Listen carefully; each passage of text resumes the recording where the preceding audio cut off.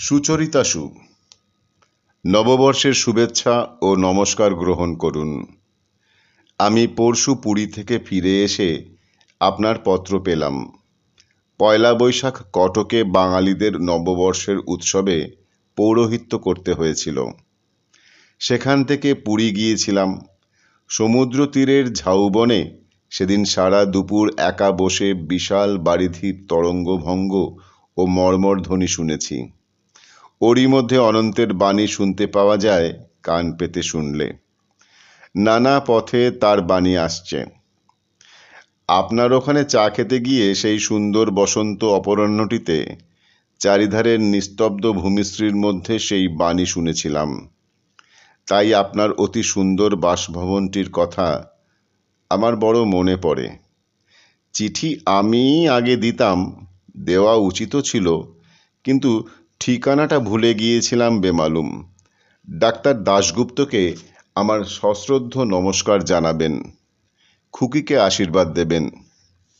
আমার স্ত্রী বর্তমানে ভালো আছেন। আমরা দুজনে রোজ বিকেলে ইচ্ছামতি নদীতে স্নান করতে যাই।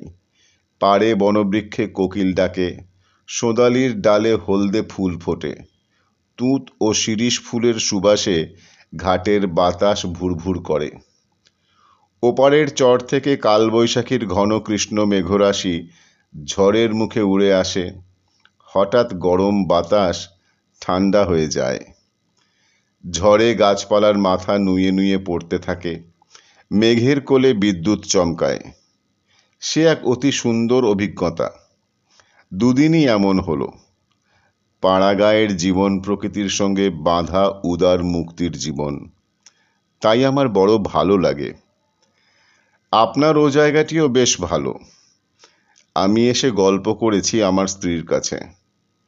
আপনি শুনলে আশ্চর্য হবেন, এখনো আমাদের গ্রামের একটা বাঁশবনের তলায় ঘেঁটু ফুল আছে ফুটে। সংখ্যায় কম বটে, কিন্তু 8ই 9ই বৈশাখ ও ফুল দেখতে পাওয়া আশ্চর্যের ব্যাপারই বটে। তেজ যত্তে রূপং কল্যাণতমং তত্ত্বে পশ্যামি। বিশ্বদেবের কল্যাণতম রূপটি দেখতে আনন্দ পাই বলেই বোধহয় তিনি দয়া করে আজও পুষ্পরূপে বিরাজমান এ গ্রামে।